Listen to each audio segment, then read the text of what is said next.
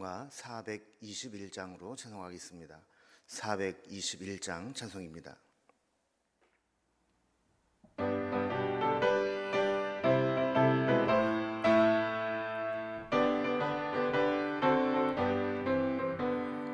내가 예수 믿고서 죄 사함 받아 나의 모든 것 다 변했네. 지금 내가 가는 길 천국길이요 주의 피로 내 죄가 씻겼네. 나의 모든 것 변하고 그 피로 구속받았네. 하나님은 나의 구원 되시오니 내게 정죄함 없겠네. 주님 밝은 빛 되사 어둠에 치니 나의 모든 것 다 변했네. 지금 내가 주 앞에 온전케 됨은 주의 공로를 의지함일세. 나의 모든 것 변하고 그 피로 구속받았네. 하나님은 나의 구원 되시오니 내게 정죄함 없겠네. 내게 성령 임하고 그 크신 사랑 나의 맘에 가득 채우며 모든 공포 내게서 물리치시니 내 맘 항상 주 안에 있겠네. 나의 모든 것 변하고 그 피로 구속받았네. 하나님은 나의 구원 되시오니 내게 정죄함 없겠네. 오늘 함께 나눌 하나님 말씀은 사도행전 9장 19절에서 31절까지 말씀입니다. 사도행전 9장 19절부터 31절까지 203면에 있습니다. 말씀을 제가 봉독하겠습니다. 사울이 다메섹에 있는 제자들과 함께 며칠 있을새 즉시로 각 회당에서 예수가 하나님의 아들이심을 전파하니 듣는 사람이 다 놀라 말하되 이 사람이 예루살렘에서 이 이름을 부르는 사람을 멸하려던 자가 아니냐. 여기 온 것도 그들을 결박하여 대제사장에게 끌어가고자 함이 아니냐 하더라.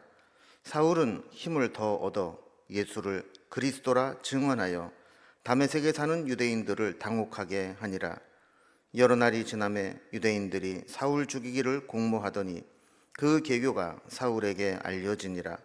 그들이 그를 죽이려고 밤낮으로 성문까지 지키거늘 그의 제자들이 밤에 사울을 광주리에 담아 성벽에서 달아 내리니라. 사울이 예루살렘에 가서 제자들을 사귀고자 하나 다 두려워하여 그가 제자됨을 믿지 아니하니 바나바가 데리고 사도들에게 가서 그가 길에서 어떻게 주를 보았는지와 주께서 그에게 말씀하신 일과 다메섹에서 그가 어떻게 예수의 이름으로 담대히 말하였는지를 전하니라. 사울이 제자들과 함께 있어 예루살렘에 출입하며 또 주 예수의 이름으로 담대히 말하고 헬라파 유대인들과 함께 말하며 변론하니 그 사람들이 죽이려고 힘쓰거늘 형제들이 알고 가이사랴로 데리고 내려가서 다소로 보내니라. 그리하여 온 유대와 갈릴리와 사마리아 교회가 평안하여 든든히 서가고 주를 경외함과 성령의 위로로 진행하여 수가 더 많아지니라. 아멘. 우리가 사도행전 9장을 시작하면서 사울의 이 회심 사건 그리고 사울이 다메섹에서 회심한 이후에 어떤 일들이 일어났는가 하는 것들을 기록하고 있습니다. 위협과 살기가 등등하여 다메섹까지 가서 믿는 자들을 결박하여 잡아오려고 떠났던 사울은 다메섹에 거의 도착했을 때 부활하신 주님을 만나게 되고 그 과정에서 아주 강한 빛을 본 여파로 앞을 보지 못하게 됩니다. 이후에 하나님은 아나니아를 보내서 안수하게 하고 다시 보게 해 주셨죠. 그리고 세례를 받고 이제 핍박자에서 전도자로 사명자로 거듭나게 됩니다. 이렇게 주님을 만나고 변화된 사울은 다메섹에 있는 회당에 들어가서 즉시로 유대인들에게 예수가 하나님의 아들이심을 전파합니다. 우리 입장에서는 회심이지만 유대교의 입장에서는 이 사울의 이러한 모습은 변절이고 배신이라고 여겼을 겁니다. 그래서 유대인들은 이 사울을 죽이기로 공모하고 기다리는데 다행히도 사울을 죽이려고 하는 이 계교가 사울에게 알려지게 되고 또 예수 믿는 제자들이 사울을 가까스로 밤중에 광주리에 내려서 성벽으로 내려 예루살렘으로 돌아오게 해줍니다. 그러나 사울의 회심에 대해서 여전히 의구심을 가지고 있었던 예루살렘 교회 사도들은 쉽게 사울을 믿지 않았습니다. 이때 바나바의 중재와 보증으로 사울은 예루살렘에 있는 사도들과 교제하게 되었고 예루살렘에서 전도하게 됩니다.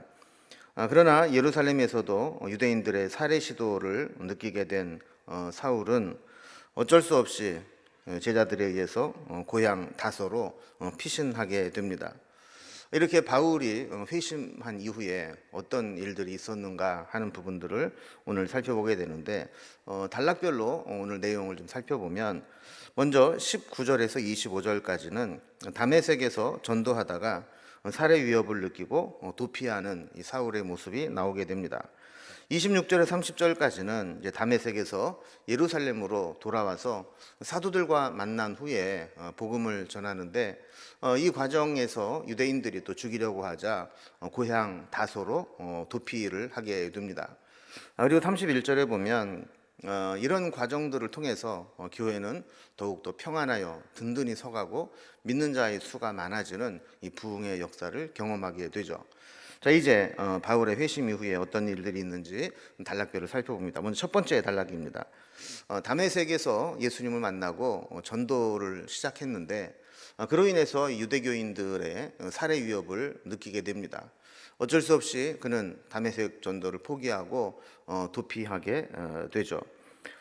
사울은 일생일대에 엄청난 변화를 다메섹 도상에서 경험했습니다. 그의 인생을 걸었다 싶을 정도로 아주 열혈적으로 박해자였던 그가 이제 예수님을 적극적으로 옹호하고 지지하고 또 예수님을 전파하는 증인의 삶을 살게 된 겁니다. 주님을 만났기 때문에 사울에게 이런 놀라운 변화가 생겨난 것이죠. 사흘 동안 식음을 전폐하고 충격에 빠져 있었던 사울은 아나니아를 만나서 다시 앞을 보게 되었고 세례를 받은 후에 음식물을 먹으면서 점점 기력을 되찾게 되었습니다. 그리고 19절에 보면 이제 다메섹에 있는 믿는 자들과 교제하면서 며칠을 더 머무르게 됩니다.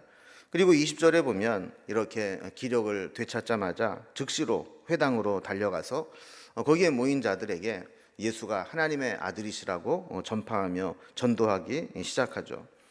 이걸 보면 바울은 참 이 열심과 열정에 있어서는 못 말릴 정도라 볼 수 있습니다. 움직일 수 있는 힘만 생기면 바로 사역을 하고 원하는 일들을 열정적으로 하는 것을 보게 되죠. 그래서 그는 회당에 가서 유대인들에게 복음을 전하기 시작한 겁니다. 그러나 사람들은 이 사울의 진정성을 인정하지 않았습니다. 21절에 보면 이 사울의 이런 모습을 보고 그가 복음 전하는 것을 듣고는 다 놀라서 뭐라고 이야기를 하냐면 이 사람이 예루살렘에서도 예수의 이름을 부르는 사람을 멸하려고 그렇게 핍박하던 자가 아니냐 이렇게 이야기를 하는 거죠. 결국 그의 과거를 알고 있었던 사람들은 그가 다메섹에 온 것 자체가 예수 믿는 사람들을 붙잡아서 결박해서 대제사장에게 끌고 가고자 함이 아니냐 하는 겁니다. 충분히 그렇게 생각을 할 만하죠. 그러나 사울은 그런 소리를 들으면서도 굴하지 않았습니다. 22절에 보면 사울은 힘을 더 얻어 예수를 그리스도라 증언하고 다메섹에 사는 유대인들을 당혹하게 했다 이렇게 기록을 합니다. 사울 같은 사람이 진짜 예수님을 만나고 회심했다면 유대인들의 입장에서는 정말 그야말로 충격적이고 위협적인 놀라운 일이 아닐 수 없었던 것이죠. 23절에 보면 이렇게 여러 날이 지난 후에 유대인들이 사울을 그냥 둘 수 없다라는 결론을 내리게 됩니다. 그래서 이 변절자 사울을 죽이기로 공모하게 됩니다. 그냥 내버려 두었다가는 유대교에 엄청난 해를 끼칠 수 있는 위험 인물이기 때문에 그를 없애자 이렇게 결론을 내린 겁니다. 24절에 보면 다행히도 이러한 계획들이 사울에게 알려지게 되고 그를 죽이려고 했던 사람들이 밤낮으로 성문을 지키고 성문 밖으로 나갈 때 그를 죽이려고 했던 것을 알게 됩니다. 25절에 보면 사울의 회심을 인정하게 된 제자들은 사울을 죽이려고 성문에서 지키고 있는 자들 몰래 성 밖으로 사울을 빼내려고 계획을 세웁니다. 그래서 밤에 사울을 광주리에 담아서 성벽에서 달아 내리게 되죠. 이렇게 그를 죽이려고 하는 자들 몰래 성 밖으로 탈출을 시키는 것을 보게 됩니다. 우리는 이 사울의 회심을 보면서 예수님을 만나고 난 이후에 180도 달라진 모습을 보게 됩니다. 그렇다면 우리는 어떤가요? 우리가 예수님을 믿고 회심한 이후에 정말 믿기 이전과 완전히 달라졌는가요? 그리고 사울은 믿기 시작하면서부터 엄청난 영향력을 끼치고 있습니다. 우리 또한 복음으로 사람들에게 어떤 영향을 끼치고 있는지 이 사울의 모습과 견주어서 우리의 신앙이 참된 회심과 참된 신앙인지 돌아볼 필요가 있습니다. 이제 두 번째 단락을 봅니다. 이렇게 다메섹에서 도피한 바울은 예루살렘으로 돌아오게 되고 예루살렘에 있었던 사도들과 만나서 교제한 후에 여기에서도 또 유대인들이 사울을 죽이려고 하자 이제 그를 그의 고향 다소로 도피시키는 모습을 보게 됩니다. 아까 첫 번째 단락에 살펴본 것처럼 다메섹에서 겨우 살아서 도피한 사울은 이제 예루살렘으로 돌아옵니다. 사울은 예루살렘으로 돌아갔을 때 유대인들이 자신을 환영해 줄 것이라고 생각하고 간 것은 아니었을 겁니다. 다메섹에 있었던 유대인들처럼 예루살렘의 유대인들 역시 이 사울을 배신자요 배교자로 여겨서 핍박할 것을 알고 있었습니다. 그러나 사울의 마음속에는 회심한 이후에 예루살렘에 있는 사도들에게 가서 만나서 그들과 교제하며 함께 이 복음의 전도자로 동역하고 싶었을 겁니다. 26절에 보면 예루살렘으로 돌아온 사울이 가서 제자들과 교제하면서 본격적으로 복음을 전파하고자 합니다. 그러나 예루살렘의 제자들 역시 이 바울의 회심에 대해서 여전히 의구심을 갖게 됩니다. 정말 회심한 것인지 아니면 회심한 척하고 들어와서 이 믿는 자들의 정보를 빼내고 믿는 자들을 체포하려고 하는 건지 아직도 믿지 못해서 마음을 열지 못하고 있었습니다. 만약에 사울이 진짜 회심한 것이 아니고 믿는 자들을 결박하기 위해서 위장해서 들어온 것이라면 정말 그것보다 위험한 인물은 없을 겁니다. 이때 등장한 인물이 바나바입니다. 27절에 보면 바나바가 사울을 데리고 사도들에게 가서 이 사울을 변호해 줍니다. 요즘 말로 하면 신원 보증을 해준 것이죠. 그래서 그가 다메섹으로 가는 길가에서 어떻게 주님을 만나게 되었는지, 그리고 그 이후에 그가 어떻게 예수님을 만났고 또 어떻게 다메섹에서 예수의 이름으로 담대히 복음을 전하며 증언했는지 이런 것들을 보증해 주는 것이죠. 아마도 사도들은 사울은 못 믿겠지만 이 바나바는 믿었기 때문에 바나바가 저렇게 신원 보증을 해준다면 사울의 회심을 믿을 수 있겠다 이렇게 여기고 받아들여진 겁니다. 여기 보면 바나바의 사역이 참 귀하다라는 것을 보게 됩니다. 우리가 잘 알다시피 바나바의 이름은 위로자 아닙니까? 이름과 같이 바나자는 늘 위로하고 중재하는 역할을 하게 됩니다. 사울을 돕고 사도들과 연결해주는 사역이 바로 바나바 사역이었죠. 나중에 이 마가 요한도 바나바가 열심히 주선을 해서 선교 여행에 동참시키는 것들을 보게 되죠. 이렇게 바나바의 사역이 없었더라면 어쩌면 그 위대한 사도 바울도 쉽게 탄생하지 못할 수 있었습니다. 그러나 바나바가 적극적으로 사울을 보증해주고 중재해주게 되면서 그는 이렇게 사도들과 교제하게 되었고 주님의 제자로 탄생하게 된 겁니다. 여러분, 우리도 바나바의 성품과 또 사역을 본받을 필요가 있습니다. 늘 평화의 사도가 되고 중재자와 화해자가 되어서 사람들을 주님께로 인도하는 영적 중매자의 역할을 해야 할 것입니다. 자, 계속 말씀 봅니다. 28절에 보면 바나바의 보증으로 예루살렘에서 믿는 자들의 신뢰를 얻게 된 사울은 함께 이 사도들과 출입하며 교제하게 됩니다. 29절에 보면 바울이 이제 본격적으로 예루살렘에서 전도를 시작하죠. 주 예수의 이름으로 담대히 말하고 특별히 이 헬라파 유대인들과 함께 말하고 변론을 하면서 예수님을 증언합니다. 유대인들의 입장에서는 이제 사울은 단순한 변절자가 아니라 유대교를 위협하는 위험 인물이 된 것이죠. 그래서 사울을 죽이려고 힘쓰는 결과를 가져오게 됩니다. 30절에 보면 사울을 아끼는 믿음의 형제들이 이렇게 가만히 두다가 언제 사울이 죽을지 모르겠다. 그래서 이 사울을 가이사랴로 데리고 가서 사울의 고향이었던 길리기아 성의 다소로 그를 보내게 됩니다. 가이사랴가 항구 도시였기 때문에 거기에서 길리기아 다소로 가는 이 배를 타고 갈 수 있었던 것이죠. 자, 이렇게 믿음의 형제들이 사울을 보호하기 위해서 그를 고향으로 피신시키는데 나중에 이 사울이 바나바로부터 전도 여행을 권유받고 다시 쓰임 받을 때까지 10년이라는 세월 동안 고향 다소에서 머물러 있게 됩니다. 어떻게 보면 정말 그를 죽이려고 달려드는 유대인들 때문에 아무것도 하지 못하고 그를 그래도 최소한 보호해 줄 수 있는 고향에서 칩거 생활을 했지만 보이지 않는 가운데 하나님은 그 10년이라는 칩거 생활 동안 바울을 전도자로 준비시켰고 또 하나님의 사람으로 빚어가는 시간을 가지셨을 겁니다.